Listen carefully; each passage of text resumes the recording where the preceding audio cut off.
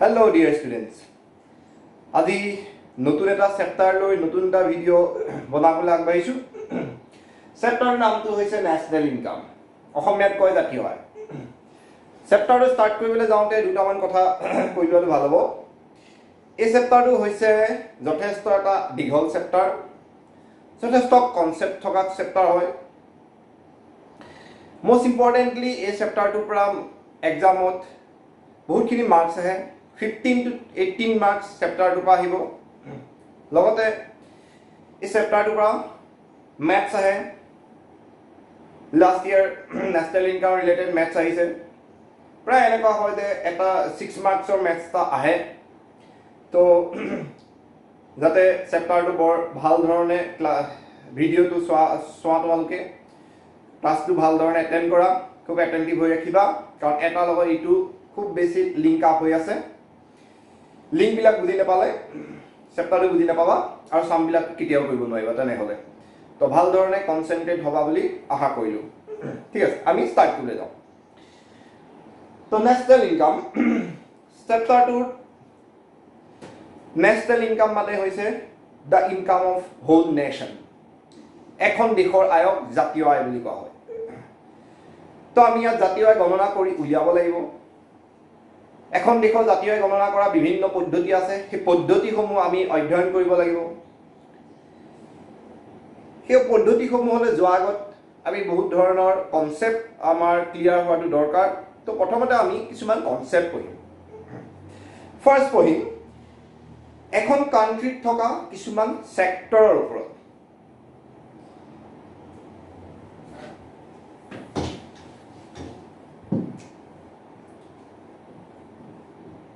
Sectors of a country.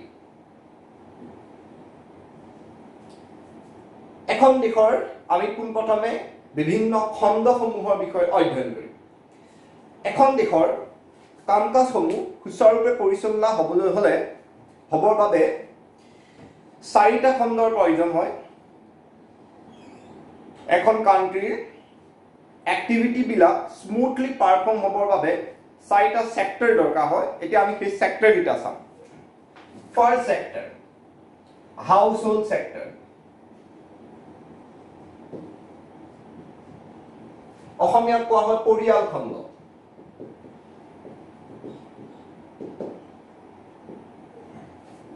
Second farm sector. অসমীয়াত কোৱা হয় প্ৰতিষ্ঠান খণ্ড।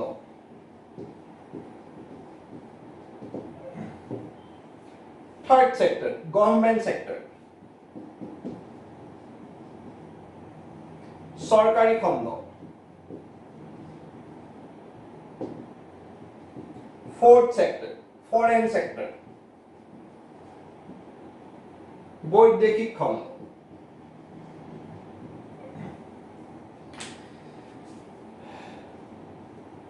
এতিয়া আমি প্ৰতিটো সেক্টৰৰ ওপৰত অলপ ইন্ট্ৰোডাকশনটো আমি দিলোঁ, ইন্ট্ৰোডিউস হৈ লওঁ। সেক্টৰ কেইটা কাম কি। ফাৰ্ষ্ট আমি হাউস হোল্ড সেক্টৰ। এখন কাণ্ট্ৰি যিমানখিনি হাউস হোল্ড বা পৰিয়াল আছে, ইণ্ডিভিজুৱেল আছে, সেই হাউস হোল্ডখিনিক লগাই হাউস হোল্ড সেক্টৰটো ক্ৰিয়েট কৰা হৈছে। এখন দেশত যিমানখিনি পৰিয়াল আছে সেই পৰিয়ালসমূহ লগাই পৰিয়াল খণ্ডটো গঠন কৰা হৈছে। ঠিক আছে, এতিয়া আমি চাব লাগিব যে পৰিয়াল খণ্ডৰ দায়িত্বটো কি। তো এখন অৰ্থনৈতিক কাৰ্য সম্পাদন কৰিবৰ বাবে উপাদানৰ প্ৰয়োজন হয় আৰু সেই উপাদান 4টা থাকে। এখন কাণ্ট্ৰিৰ ফাংচনছখিনি স্মুথলি পাৰফৰ্ম হ'বৰ কাৰণে different kind of functions perform হ'বৰ কাৰণে দৰকাৰ হয় ফেক্টৰছ, আৰু সেই ফেক্টৰ 4টা থাকে। ফেক্টৰছ উপাদান। ফেক্টৰছ এটা হ'ল ল্যান্ড, অসমীয়াত কোৱা হয় ভূমি, লেবাৰ,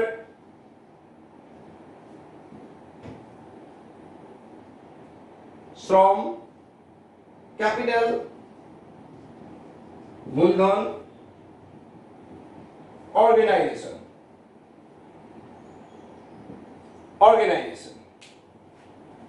এন্টাৰপ্ৰেনিয়াৰ বুলি কব,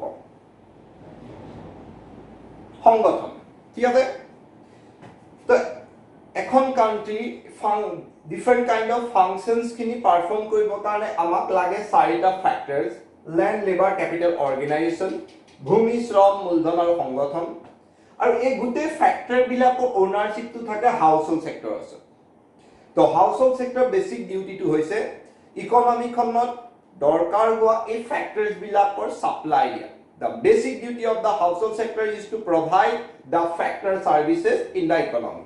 অৰ্থনীতিখনৰ প্ৰয়োজন হোৱা উপাদানসমূহৰ যোগান ধৰাটোৰ মূল দায়িত্বটো হৈছে পৰিয়াল খণ্ডলৈ যোৱাৰ পাছত আমি যাওঁ প্ৰতিষ্ঠান খণ্ডলৈ ফাৰ্ম সেক্টৰ তো এক ফাৰ্ম সেক্টৰ ডিউটিটো হৈছে কান্ট্ৰিখনত প্ৰয়োজন হোৱা different kind of goods and services বিলাক প্ৰডিউস কৰাটো the farm basic duty of the farm sector is to produce the goods and services that are required in the country দেশখনত প্ৰয়োজন হোৱা বিভিন্ন ধৰণৰ দ্ৰব্য সামগ্ৰীসমূহ উৎপাদন কৰাৰ দায়িত্বটো হৈছে প্ৰতিষ্ঠান খণ্ডৰ এতিয়া যাওঁ আমাৰ বৈদেশিক খণ্ডলৈ সৰকাৰী খণ্ডৰ পাছত যাওঁ বৈদেশিক খণ্ড ফৰেন সেক্টৰৰ ডিউটিটো কি হয় চাওঁ ফৰেন সেক্টৰ ডিউটিটো আমি শৰ্ট ফৰ্মত ক'বলৈ যাওঁতে ইম্পৰ্ট আৰু এক্সপৰ্ট বুলি ক'ব পাৰিম আমদানি আৰু ৰপ্তানি বুলি ক'ব পাৰিম অকণ বহলকে চাওঁ এনেকুৱা হ'ব পাৰে যে আমাৰ এখন কান্ট্ৰি ফাৰ্ম সেক্টৰে কান্ট্ৰিখনত অলপমান এক্সট্ৰা আউটপুট বা সাৰপ্লাস আউটপুট প্ৰডিউস কৰিব পাৰে সেই সাৰপ্লাস আউটপুটটো ফৰেন কান্ট্ৰিক সেল কৰা যাক আমি এক্সপৰ্ট বুলি কওঁ ৰপ্তানি বুলি কওঁ সেই কামটো কৰাৰ দায়িত্বটো হৈছে ৰেসপন্সিবিলিটিটো হৈছে ফাৰ্ম সেক্টৰৰ তেনেকে ধৰণে আকৌ কান্ট্ৰিখনত কিছুমান কমোডিটি স্কেয়াৰচিটি ক্ৰিয়েট হ'ব পাৰে নাটনি ক্ৰিয়েট হ'ব পাৰে সেই নাটনি হোৱা স্কেয়াৰচিটি ক্ৰিয়েট হোৱা আইটেম বিলাক ফৰেন কান্ট্ৰি পা পাৰচেজ কৰি আনাটো যাক আমি ইম্পৰ্ট বুলি কওঁ আমদানি বুলি কওঁ হেতু কৰাৰ ৰেসপন্সিবিলিটিটো হৈছে ফৰেন সেক্টৰ তো ফৰেন সেক্টৰৰ বেসিক ডিউটিটো হৈছে is to import and export goods and services ঠিক আছে নেক্সট চাওঁ আমাৰ government sector the government sector responsibility হল এই সেক্টৰ বিলাকে নিজৰ ৰেসপন্সিবিলিটি খিনি বা নিজৰ ফাংশনস খিনি স্মুথলি পাৰফৰ্ম হ'ব কাৰণে এটা সেফ এনভায়ৰনমেন্ট এটা প্ৰভাইড কৰাটো গভৰ্নমেন্টৰ ৰেসপন্সিবিলিটি তো হেৰিভাবে গভৰ্নমেন্টে কান্ট্ৰিখনৰ ল এণ্ড অৰ্ডাৰ মেইনটেইন কৰিব লাগিব কান্ট্ৰিখনক এক্সটাৰ্নেল থ্ৰেটৰ পৰা বৈদেশিক আক্ৰমণৰ পৰা ৰক্ষা কৰিব লাগিব আৰু লগতে কিছুমান উন্নয়নশীল বা কল্যাণকামী যিবিলাক ডেভেলপিং কান্ট্ৰিজ থাকে সেই কান্ট্ৰি বিলাকৰ পুৰ পিপল বিলাকক ইকোনমিক্যালি আপলিফ্ট কৰা অৰ্থনৈতিকভাৱে সচ্ছল কৰি তোলাৰ দায়িত্ব গভৰ্নমেন্ট সেক্টৰৰ থাকে ঠিক আছে তো এইবিলাকৰ ওপৰত আৰু আমি লাহে লাহে পঢ়ি গৈ থাকিম আৰু ইহঁতৰ ফাংশনস খিনি ভাল ধৰণে আমি বুজি গৈ থাকিম তো এতিয়ালৈকে জাস্ট ইহঁতৰ ইন্ট্ৰোডাকশনটো দিছো ঠিক আছে ওকে এতিয়া সেক্টৰ খিনি আইডেন্টিফাই হৈ যোৱাৰ পাছত আমি নেক্সট টপিক এটা পঢ়িম সেই টপিকটো হৈছে circular flow of national income অসমীয়া কয় আয়ৰ চক্ৰীয় প্ৰবাহ ঠিক আছে গতিকে নেক্সট টপিকটো হ'ব সাৰ্কুলাৰ ফ্লো অফ নেশনেল ইনকাম অসমীয়া কোৱা হয় আয়ৰ চক্ৰীয় প্ৰবাহ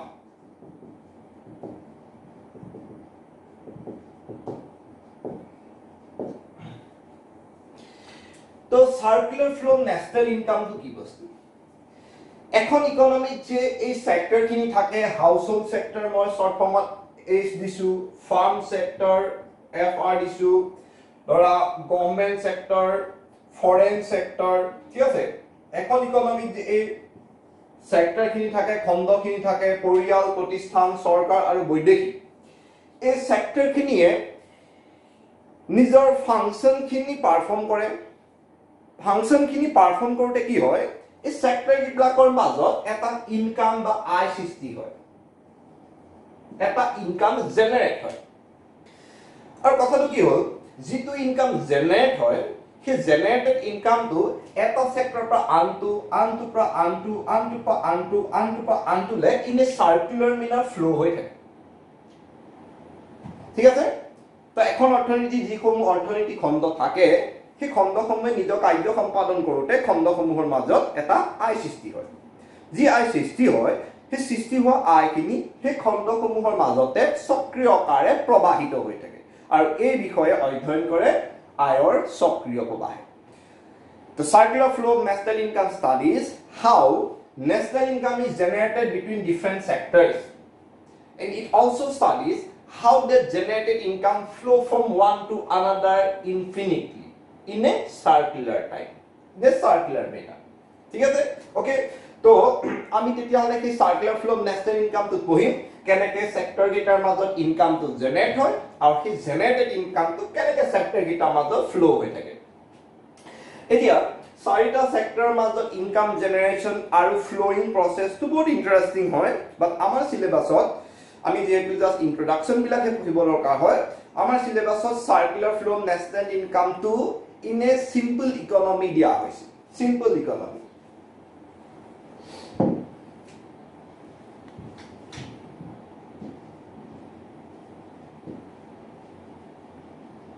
অসমীয়া কোৱা হয় সৰল অৰ্থনীতি সৰল অৰ্থনীতিত মাত্ৰ দুটা খণ্ড থাকে সিম্পল ইকোনমি অকল দুটা সেক্টৰ থাকে আৰু সেই সেক্টৰ কিটা হৈছে household sector and firm sector এখন সৰল অৰ্থনীতিত মাত্ৰ দুটা খণ্ড থাকে এটা হৈছে পৰিয়াল খণ্ড আৰু ইটো হৈছে প্ৰতিষ্ঠান খণ্ড household sector and firm sector বাকি সব সেক্টৰ কিটা ৰখা নহয় তো সিম্পল ইকোনমিত যদি আমি সার্কুলার ফ্লো চাব যাও তেতিয়ালে আমি জাস্ট চাব লাগিব যে এই হাউস হোল্ড আৰু ফাৰ্মৰ মাজত কেনেকে ইনকাম জেনাৰেট হ'ল নেক্সট আমি চাব লাগে যে কি জেনাৰেটেড ইনকাম তো হেৰুটা সেক্টৰৰ মাজত কেনেকে ইন এ সাৰ্কুলাৰ মেনাৰ ফ্লো তো আমি হেতুকে চাম এতিয়া আমি চাম যে হাউ income generates in between household and farm sector and how that generated income flow from one to another in a circular manner ঠিক আছে ওকে তো তেন্তে আমি এইসমূহ মহাই মেলি লও ওকে এতিয়া আমি চাবলৈ গৈ আছো এক simple economic circular flow of national income এতিয়া তোমালোকে টপিকটো মই ইয়াত হেডিংটো দিয়া নাই মোক জেগাতে লাগিব তোমালোকে লিখি লবা circular flow of national income in a simple economy এখন সৰল অৰ্থনীতিত আয়ৰ সক্ৰিয় হবা সৰল অৰ্থনীতি বুলি কলে দুটা খণ্ড থাকিব হাউস হোল্ড আৰু ফাৰ্ম পৰিয়াল আৰু প্ৰতিষ্ঠান খণ্ড হ'ব ঠিক আছে এতিয়া আমি চাও যে এই দুটা সেক্টৰৰ মাজত ইনকাম জেনাৰেট কেনেকে হয় আৰু জেনাৰেটেড ইনকাম এটা পৰা আনটোলে সাৰ্কুলাৰ মেনাৰ ফ্লো কেনেকে হয় ঠিক আছে এতিয়া আমি চাও farm sector farm sector duty to ki koisilu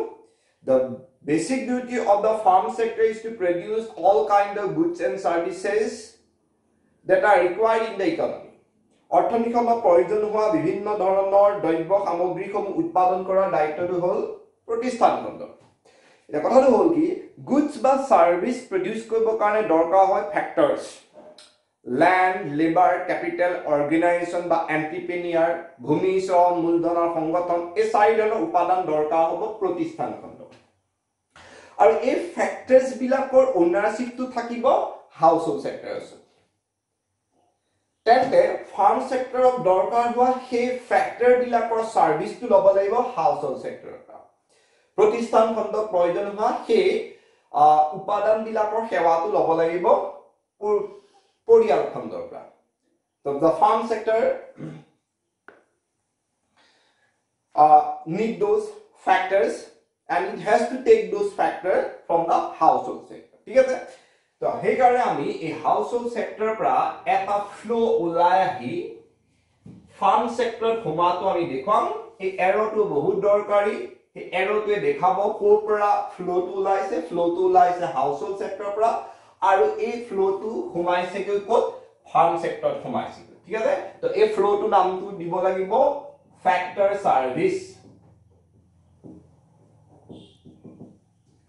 service অসমীয়া লিখি লব উপাদানৰ সেৱা আকৌ বা কৈছো উপাদানৰ সেৱা আকৌ এইখিনি অসমীয়া লিখিবলৈ অকমান নজুৰিবটো সেইকাৰণে মই ঘৰে গৈছো উপাদানৰ সেৱা দেই অসমীয়াটো মুখত কৈ দাও লিখি যাবা উপাদানৰ সেৱা factor service এই factor বিলাকৰ সাৰ্ভিস টু কি ফৰ্মত যাব land labor capital organizer short form লিখিছো দে মই জায়গা নহব কাৰণে factor service টু অসমীয়া লিখিব উপাদানৰ সেৱা ভূমি শ্ৰম মূলধন আৰু সংগঠন তো ভূমি শ্ৰম মূলধনৰ সংগঠনৰ যিটো উপাদানৰ সেৱা সেই উপাদানৰ সেৱাটো পৰিয়াল খণ্ডৰ পৰা ওলাব আৰু প্ৰতিষ্ঠান খণ্ডত সোমাব তো ফেক্টৰ সাৰ্ভিসটো ল্যান্ড লেবাৰ ক্যাপিটাল অৰ্গানাইজেশনৰ ফৰ্মত হাউসহোল্ড সেক্টৰ পৰা ওলাব সোমাব ফাৰ্ম সেক্টৰ ঠিক আছে ওকে তো ফাৰ্ম সেক্টৰে হাউসহোল্ড সেক্টৰৰ পৰা ফেক্টৰৰ সাৰ্ভিস ৰিসিভ কৰিলে এতিয়া আমি যেতিয়া কাৰবাৰ পৰা সাৰ্ভিস ৰিসিভ কৰো সেই সাৰ্ভিসৰ এগেইনষ্টত আমি পেমেন্ট কৰিব লগা হয় মই কলেজত পঢ়াইছো কলেজৰ সেই সাৰ্ভিস দিয়াৰ কাৰণে কলেজে মোক দৰমহা দিছে মই টিউচন পঢ়াইছো টিউচন পঢ়াৰ কাৰণে মোৰ ষ্টুডেন্টে টিউচন ফিজ দিছে তোমালোকে ঘৰত কোনোবা এজন কাম কৰা মানুহ লগাইছা তেওঁ সেই কামৰ এগেইনষ্টত তোমালোকে ওয়েজ দিব লাগিব হয় নহয় কাবাৰ ভাড়া ঘৰত আছে সেই ভাড়া ঘৰত থকাৰ বাবে তোমালোকে ৰেন্ট দিব লাগিব ঠিক আছে ন এটো বুজাইছো যেতিয়া আমি ফেক্টৰৰ সাৰ্ভিসটো ৰিসিভ কৰো সেই সাৰ্ভিসৰ এগেইনষ্টত আমি পেমেন্ট কৰিব লগা হয় যেতিয়া আমি উপাদানৰ সেৱা গ্ৰহণ কৰো সেই উপাদানৰ সেৱাৰ বিনিময়ত আমি এই উপাদানৰ সমূহক আয় প্ৰদান কৰিব লগা হয় ঠিক আছে এটা কথাটো হ'ল কি ফাৰ্ম সেক্টৰে হাউসহোল্ড সেক্টৰৰ পৰা ফেক্টৰৰ সাৰ্ভিস ৰিসিভ কৰিলে সেই সাৰ্ভিস বিলাকৰ কাৰণে এটা কি কৰিব লাগিব ফাৰ্ম সেক্টৰে হাউসহোল্ড সেক্টৰক সেই সাৰ্ভিস বিলাকৰ কাৰণে পেমেন্ট কৰিব লাগিব ঠিক আছে হল তো ফেক্টৰ সাৰ্ভিসৰ এগেইনষ্টত ফাৰ্ম সেক্টৰে হাউসহোল্ড সেক্টৰ দিব পেমেন্ট খিনি সেই পেমেন্ট খিনি নামটো হ'ব ফেক্টৰ পেমেন্ট বা ফেক্টৰ ইনকাম তো পৰিয়াল খণ্ডৰ পৰা লোৱা উপাদানসমূহৰ বিনিময়ত প্ৰতিষ্ঠান খণ্ডই পৰিয়াল খণ্ডক দিব লাগিব আয় সেই আয়খিনি কোৱা হ'ব উপাদানৰ আয় তো ফেক্টৰ ইনকামটো ফাৰ্ম সেক্টৰৰ পৰা ওলাব আৰু সেই ফেক্টৰ ইনকামটো সোমাব হাউসহোল্ড সেক্টৰ আকৌ এৰোটো বহুত ইম্পৰ্টেন্ট ফাৰ্মৰ পৰা এৰোটো আমি ওলোৱা দেখাইছো আৰু সেই এৰোটোৱে দেখাইছে ফ্লোটো হাউসহোল্ড সেক্টৰ সোমালে ঠিক আছে তো ইয়াত আমি লিখিম ফেক্টৰ ইনকাম অসমীয়া মিডিয়ামে লিখিব উপাদানৰ সেৱা ফেক্টৰ বিলাকৰ ইনকাম বিলাক কি টাইপৰ হয় ইয়াতে আমি বুজি যাম ল্যান্ড ওনাৰে ল্যান্ড টু ইউজ কৰিবলৈ দিয়া এগেইনষ্ট যেটো ইনকাম পায় তাক কোৱা হয় ৰেন্ট অসমীয়া কোৱা হয় খাজনা লেবাৰে নিজৰ সাৰ্ভিসটো প্ৰভাইড কৰা এগেইনষ্ট যেটো ইনকাম পাব সেইটো কোৱা হয় ওয়েজ ক্যাপিটেল ওনাৰে ক্যাপিটেল খিনি প্ৰভাইড কৰা এগেইনষ্টত যিখিনি আয় আহৰণ কৰিব যিখিনি ইনকাম ৰিসিভ কৰিব তাক কোৱা হয় ইন্টাৰেষ্ট মূলধনৰ কাৰকে মূলধনখিনি প্ৰদান কৰা বিনিময়ত যিখিনি আয় পাব সেইখিনি কোৱা হয় সুদ বুলি অৰ্গেনাইজাৰে এই অৰ্গেনাইজেশনটো চলাৰ বাবে যিটো তেওঁ ৰিৱাৰ্ড লব সেই ৰিৱাৰ্ডটো কোৱা হয় প্ৰফিট বুলি প্ৰতিষ্ঠানে প্ৰতিষ্ঠানটো চলোৱাৰ বিনিময়ত যিটো পুৰস্কাৰ হিচাপে আয় গ্ৰহণ কৰিব সেইটো কোৱা হয় লাভ বুলি ঠিক আছে গতিকে ফেক্টৰ ইনকাম উপাদানৰ আয়টো ৰেন্ট ওয়েজেস ইন্টাৰেষ্ট প্ৰফিট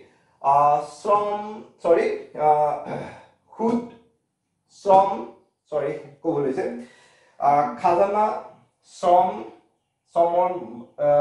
মজুৰি সুদ আৰু লাভৰ আকাৰত উপাদানৰ আয়সমূহ প্ৰতিষ্ঠান খণ্ডৰ পৰা পৰিয়াল খণ্ডলৈ প্ৰবাহিত হ'ব ঠিক আছে ওকে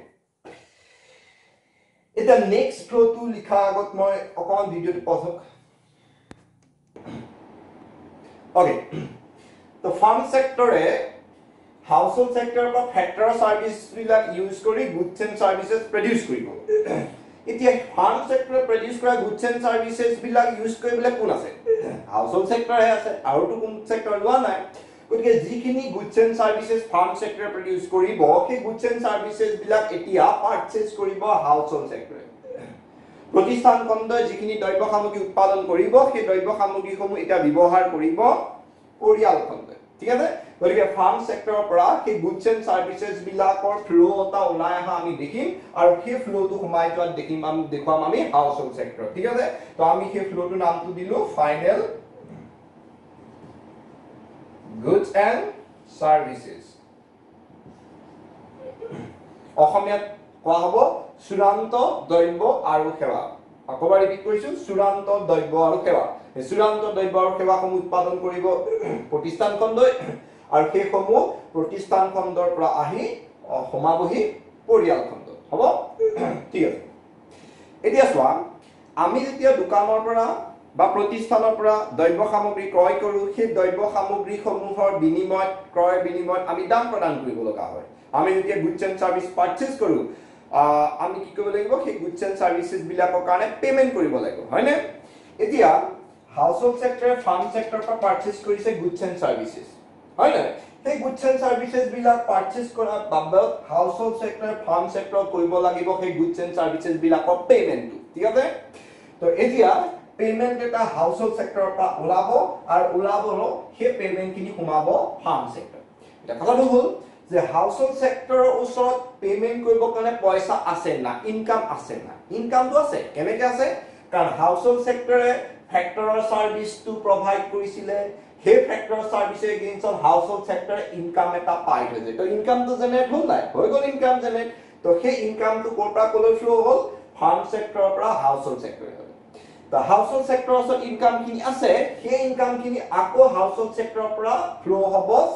ক'লৈ ফ্লো হ'ব ফাৰ্ম সেক্টৰলৈ কিয় ফ্লো হ'ব কাৰণ হাউসহোল্ড সেক্টৰে ফাৰ্ম সেক্টৰৰ পৰা গুডছ এণ্ড সাৰ্ভিসেস পাৰচেজ কৰিছে আৰু সেই গুডছ এণ্ড সাৰ্ভিসেস বিলাকৰ কাৰণে কৰিব লাগিব পেমেন্ট তো সেই পেমেন্টটো হাউসহোল্ড সেক্টৰৰ পৰা আকৌ ক'লৈ ওলাই যাব ফাৰ্ম সেক্টৰলৈ ওলাই যাব ঠিক আছে তো ফাইনাল গুডছ এণ্ড সাৰ্ভিসেস বিলাকৰ এগেইনষ্টত হাউসহোল্ড সেক্টৰে দিয়া যিটো পেমেন্ট হ'ব সেই পেমেন্টৰ নামটো হ'ব কনজাম্পচন এক্সপেন্ডিচাৰ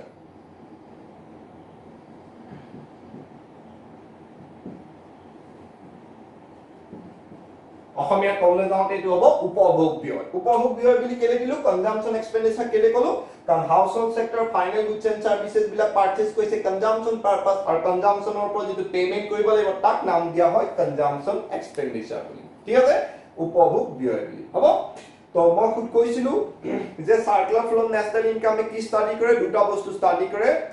দুটা ফ্যাক্ট ষ্টাডি কৰে it studies how income is generated between different sectors কেনেকে বিভিন্ন খণ্ডৰ মাজত আয় সৃষ্টি হয় তো আমি কহিলো কেনে ধৰণে দুটা খণ্ডৰ মাজত প্ৰথমতে আয়টা সৃষ্টি হ'ল কেনেকে দুটা সেক্টৰৰ মাজত ইনকামটো জেনাৰেট হয় secondly studies how those generated incomes spend from flow from one to another in a circular manner দ্বিতীয়তে ই অধ্যয়ন কৰে কিদৰে সৃষ্টি হোৱা আয়খিনি এটা খণ্ডৰ পৰা আন এটা লৈ সক্ৰিয় আকাৰে গতি কৰে ঠিক আছে গতিকে আমি এটো দেখুৱালো যে ফ্লো হোৱা ইনকামটো ফাৰ্মৰ পৰা হাউসহোল্ডে গ'ল আকৌ হাউসৰ পৰা ফাৰ্মলৈ গুচি গ'ল গতিকে এটা সাৰ্কুলাৰ মেনাৰ ফ্লো হ'ল এটা চক্ৰৰ আকাৰত গতি কৰিলে ঠিক আছে তো এটো হৈছে আমাৰ আয়ৰ সক্ৰিয় প্ৰবাহ দ্বিখণ্ড অৰ্থনীতিত বা সৰল অৰ্থনীতিত তো এটো হৈছে circular flow of national income in a simple economy or two sector economy তো আমাৰ ইয়াত টোটাল ফ্লো চাৰিটা ফ্লো আছে হা flow four flows are there এই ফ্লো খিনি আকৌ দুটা ভাগত ভাগ কৰা হয় এই যেটা প্ৰবাহ আছে এই প্ৰবাহসমূহক আকৌ দুটা ভাগত ভাগ কৰা হয় এটা কোৱা হয় ৰিয়েল ফ্লো আৰু এটো কোৱা হয় মানি ফ্লো প্ৰকৃত প্ৰবাহ আৰু মুদ্ৰাগত প্ৰবাহ ঠিক আছে এতিয়া আমি চাব লাগিব ৰিয়েল ফ্লো কি হয় Real flow shows the flow of goods and services between different sectors. Real flow shows the flow of goods and services between different sectors. প্ৰকৃত প্ৰবাহে খণ্ডসমূহৰ মাজত হোৱা দ্ৰব্য আৰু সেৱাৰ প্ৰবাহক প্ৰতিনিধিত্ব কৰে গতিকে আমি ইয়াত চাব লাগিব দ্ৰব্য আৰু সেৱা এই খণ্ড দুটাৰ মাজত দ্ৰব্য আৰু সেৱাৰ প্ৰবাহ কোনকেইটা goods and services ফ্লোটো কোনকেইটা Land River Capital Organization A2 hoise eta real flow R likhitu hoisu prokit prabah final goods and services A2 hoise real flow prokit prabah kan iat flow to in the form of goods and service flow hoise dribor sevar madhyamot yar prabah to hoise next hoise money flow mudragato prabah money flow shows the flow of money income between different sectors মুদ্ৰিক প্ৰবাহে খণ্ডসমূহৰ মাজত হোৱা মুদ্ৰাৰ প্ৰবাহটো প্ৰতিনিধিত্ব কৰে তো আমি ইয়াত দেখিম যে এটো ফ্যাক্টৰ ইনকামটো এটো হৈ গল মানি ফ্লো আৰু কনজাম্পচন এক্সপেন্ডিচাৰ এটো হৈছে মানি ফ্লো বা মুদ্ৰিক প্ৰবাহ কাৰণ ইয়াত যেটো ফ্লো হৈছে এই ফ্লোটো হৈছে in the form of money okay তো এটো হৈ গল in a simple economy circular flow of national income তো এটো টপিক আমাৰ এখিনতে খতম হৈছে আমি এতিয়া নেক্সট টপিক তুলে যাম নেক্সট টপিকটো আৰম্ভ হোৱালৈকে ভিডিও ওকে এতিয়া আমি পঢ়িম about classification of goods দ্ৰব্যৰ শ্ৰেণী বিভাজন অসমীয়া বিদ্যালয়ে লিখি লব দ্ৰব্যৰ শ্ৰেণী বিভাজন classification of goods বিলাকক broadly দুটা categorize কৰা হয় one is final good another is intermediate good চূড়ান্ত দ্ৰব্য আৰু মধ্যৱৰ্তী দ্ৰব্য এতিয়া আমি প্ৰথমতে চাম intermediate goods কাক কয় which are the intermediate goods মধ্যৱৰ্তী দ্ৰব্য কাক কয় মই ইংলিছত লিখি থোৱা আছে আসামিজটো কৈ দিম লিখি লব those goods which are either used as raw material যিবিলাক দ্ৰব্য কেঁচা সামগ্ৰী হিচাপে ব্যৱহাৰ কৰা হয় or kept for resale বা পুনৰ বিক্ৰীৰ বাবে ৰখা হয় তেনে দ্ৰব্যবিলাকক মধ্যৱৰ্তী দ্ৰব্য বুলি কোৱা হয় intermediate goods বুলি কোৱা হয় ঠিক আছে repeating once again those goods which are either used as raw material যিবিলাক দ্ৰব্য কেঁচা সামগ্ৰী হিচাপে ব্যৱহাৰ কৰা হয় raw material কাক কয় আমি production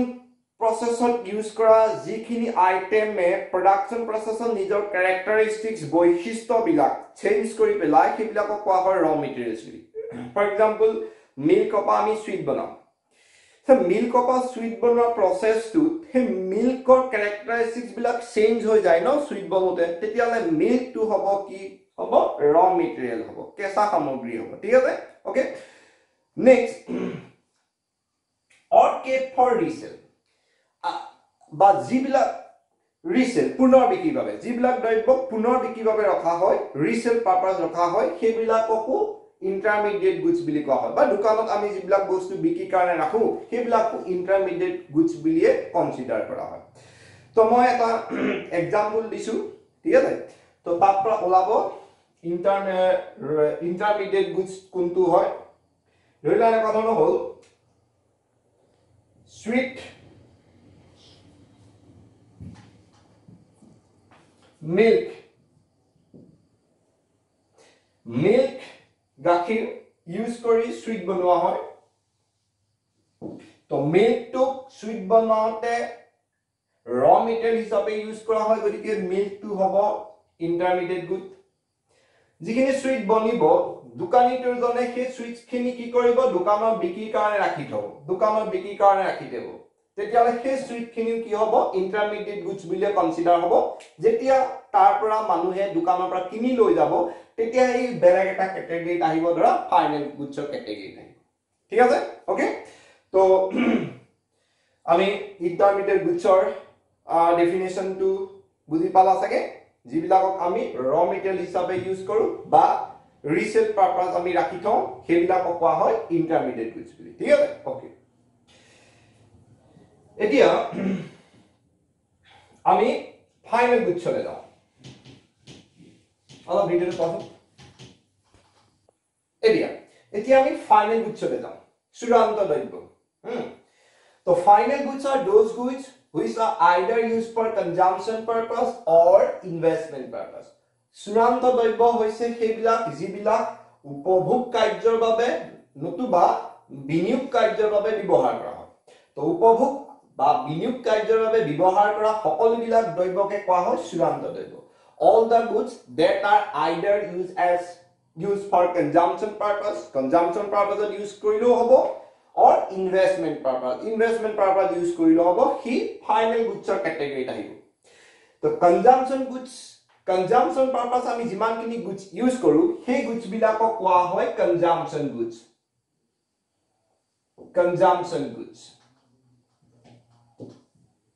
consumption purpose আমি যিমানখিনি গুডছ ইউজ কৰো সেইখিনি কোৱা হয় consumption goods অসমীয়া কোৱা হয় উপভোগ্য দ্ৰব্য নেক্সট ইনভেষ্টমেন্ট purpose যিখিনি গুডছ ইউজ কৰা হয় সেই গুডছ খিনি কোৱা হয় capital goods অসমীয়া কোৱা হয় মূলধনী দ্ৰব্য তেতিয়াহলে এটা কথা গম পালো ফাইনেল গুডছ টু কে টাইপছ হ'ব এটা হ'ব consumption goods ইটো হ'ব capital goods চূড়ান্ত দ্ৰব্য দুই ধৰণৰ হ'ব এটা হ'ব উপভোগ্য দ্ৰব্য আনটো হ'ব মূলধনী দ্ৰব্য ঠিক আছে তো আজি ভিডিওটো আমি ইমানতে খতম কৰিছো আজি আমি পঢ়িলো যে সাৰ্কুলাৰ ফ্লো ন্যাশনাল ইনকাম আয়ৰ সক্ৰিয় বা কাক বোলে নেক্সট আমি পঢ়িলো ৰিয়েল ফ্লো মানি ফ্লো মুদ্ৰাগত প্ৰবাহ মৌদ্ৰিক প্ৰবাহ বা